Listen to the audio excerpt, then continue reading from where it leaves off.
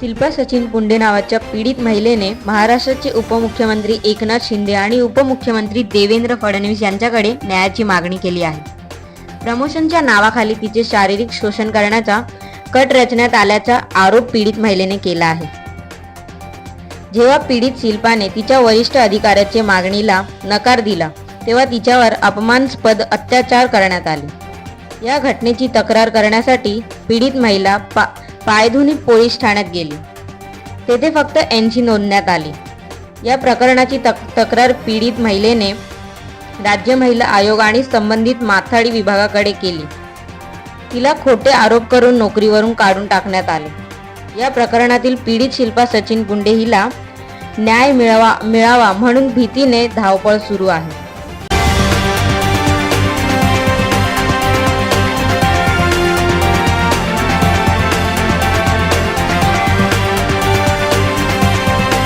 शिल्पा सचिन पुंडे। मी गेली 5 वर्ष धातू व कागद बाजार मंडळ आणि दुकाने इथे पेमेंट क्लर्क म्हणून काम करते।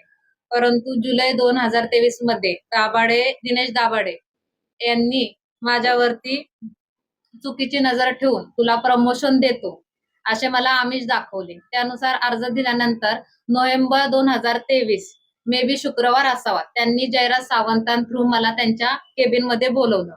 केबिन मध्ये बोलवल्यानंतर माझा हात पकडून ते मला म्हणू लागले की मी तुला कामाची ऑर्डर देतो, परंतु तू मला खुश केले पाहिजे। तर मी त्यांचा हात झटकला, तिथून निघायला लागले तर त्यांनी माझ्या पाठीवरून हात फिरवला आणि मला बोलले बघ विचार कर। तर मी बोलले मी त्या टाईपची मुलगी नाहीये, मला पदोन्नती नकोय असे बोलून मी केबिनच्या बाहेर निघून आले। मला त्यावेळेस काय सुचत पण नव्हतं, रडवेली माझी अवस्था झाली होती। मी बऱ्याच वेळेस वॉशरूम मध्ये जाऊनच रडत होती। त्याचा राग पकडून त्यांनी मला जयराज सावंत आणि इतर स्टाफ यांना हाताशी धरून माझ्या दैनंदिन कामात अडथळे निर्माण केले आणि त्या अडथळ्यांवरती विचारणा केली की प्रत्येक स्टाफ म्हणायचा तू जाऊन दिनेश दाभाडे साहेबांना भेट।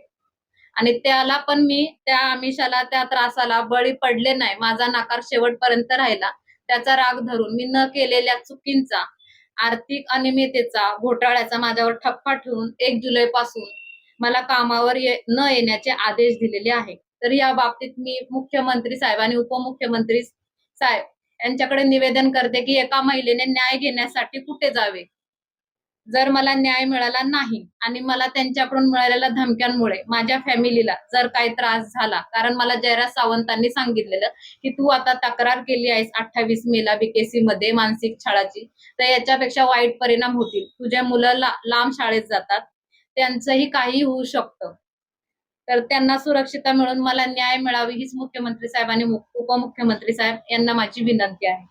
28 मेला मुख्यमंत्री साहेब, सह आयुक्त बीकेसी जिथे आमच्या बोर्डाची कंप्लेंटी केल्या जातात तिथे केली, पण त्यावरती मला फक्त मुख्यमंत्री साहेबांच्याकडून तक्रार निवारणचा जो मेसेज येतो तो आला, पण त्याच्यावरती काही कारवाई झाली नाही।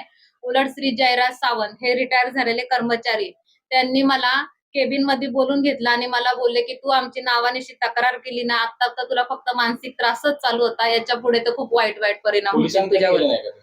पोलिसांकडे पण मी जाण्याचा प्रयत्न केला, पण मी जेव्हा म्हणजे हे जे जयराज सावंत ते आधीचे स्टाफ असल्यामुळे मला माहित नव्हतं की ते दिनेश दाभाडेंच्या थ्रू मला टॉर्चर करतात। एक वडीलधार माणूस म्हणून मला असं वाटलं की ते मला सल्ला देतात। ते मला बोलले की तू पायधुनीला जाऊ नको, पायधुनी मॅनेज आहे। मंत्र्यांकडे जरी तू तक्रार केली ना तर सगळे मंत्री संत्री ते खिशात घालून फिरतात, त्यांच्या मागे खूप मोठं पॉवर आहे, तू काहीच करू शकत नाही। उलट तुझी मुलं लांब जातात, तुला फॅमिली आहे, कशाला नादाला लागते, कधी पण काही पण होईल, सोडून दे। मी त्यांना समजून सांगतो, तू नाही म्हटलीस ना, त्यामुळे मी शांत राहिली। म्हणजे तिथे पोलीस अधिकारी तुमची तक्रारच घेतला नव्हता? तक्रार देण्यासाठी मला जेव्हा यांचा मानसिक त्रास जास्त चालू झाला आणि शेवटच्या दिवशी 29 जूनला अक्षय पाटील याच्या थ्रू जयराज सावंतांनी जेव्हा मला कामावरून काढण्याची ऑर्डर माझ्या हातात दिली आणि त्यावरती जे कारण होतं की मला त्यांनी 19 जूनला मेमो दिला होता की 2022 ज्यामध्ये दिनेश दाभाडे साहेब त्या कार्यामध्ये जो कार्यकाल असतो तेव्हा ते त्या बोर्डवर त्यांचा चार्ज नव्हता। तिथे जे आधीचे अधिकारी श्री आडे साहेब हे होते, त्यांच्या दालनात त्यावरती मीटिंग झालेली की माझ्यावर जसे माझं कामाचं कौशल्य बघून जबाबदाऱ्या दिल्या होत्या, त्यावेळेस त्या जबाबदाऱ्या पार पडताना माथाडी लोकांच्या मीटिंग चालायच्या. त्या मीटिंग हँडल करण्यासाठी मी केबिन मध्ये मिनिट वगैरे लिहायला बसायची. त्यावेळेस त्या माझा जो इतर स्टाफ, सहकारी स्टाफ होता, त्यांनी त्या एंट्र्या मारल्या होत्या, पण त्या एंट्र्यांचा रिको व्यवस्थित न झाल्यामुळे त्या वाटल्या गेल्या होत्या. तर त्याचा त्यांनी आरोप माझ्यावरती लावला आणि तसा मी खुलासा त्यांना 21 जूनला दिला पण.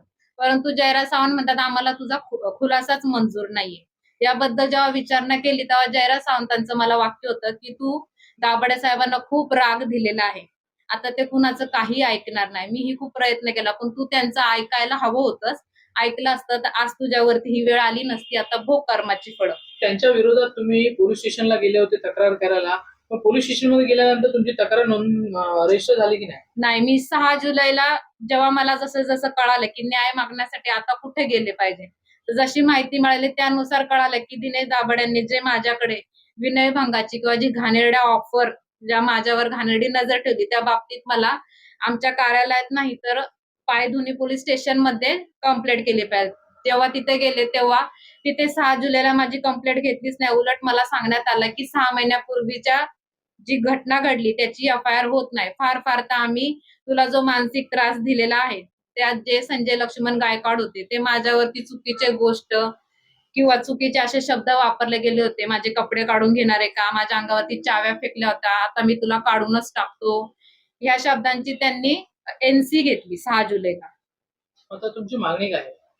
माझी मागणी की असे अधिकारी स्वतःच्या घाणेरड्या गोष्टींसाठी एखाद्या महिला कर्मचारीवर दबाव आणतात.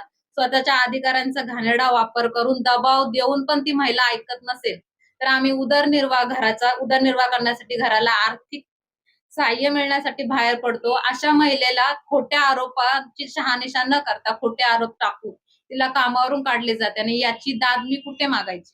म्हणून आज मी मुख्यमंत्री आणि उपमुख्यमंत्री साहेबांना असा अधिकारी जो स्वतःच्या अधिकारांचा गैरवापर करून एखाद्या महिलेचा छळ करतो आणि तिने कंप्लेंट करू नये म्हणून रिटायर झालेल्या जयराज सावंतांनी तिच्याकडे चुकीचे धमकीच दिली एक प्रकारे, की तुझ्या फॅमिलीला काय होईल, तू आमचं काहीच करू शकत नाही. याबाबत न्याय मिळावा, दाद मिळावी अशी विनंती करते.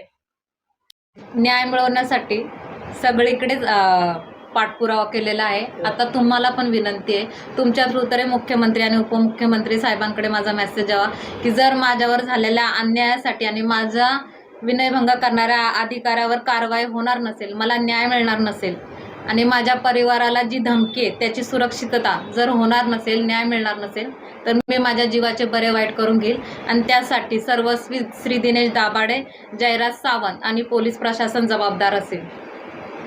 आम्ही जेवायला बसलेलो एकत्र डब्बा खायला, तेव्हा जयराज सावंतांनी यांना निरोप दिला की तुला दाभाडे सरांनी बोलवलंय, तुझ्याशी बोलायचंय. तर या त्यांना म्हणाल्या की मी जेवते. तर ते म्हणाले की ठीक आहे, मग नंतर जा.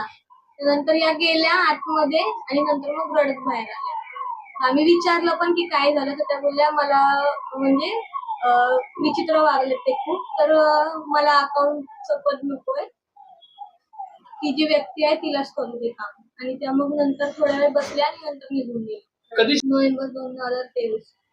त्यानंतर सर म्हणजे बोर्डाचं वातावरणच खूप हे झालं होतं, म्हणजे काम करण्याची इच्छाच नसायची, कारण रोजचं ते टॉर्चर वगैरे. तुम्हाला पण कामावरून काढून टाकलं आहे? हो. कशासाठी?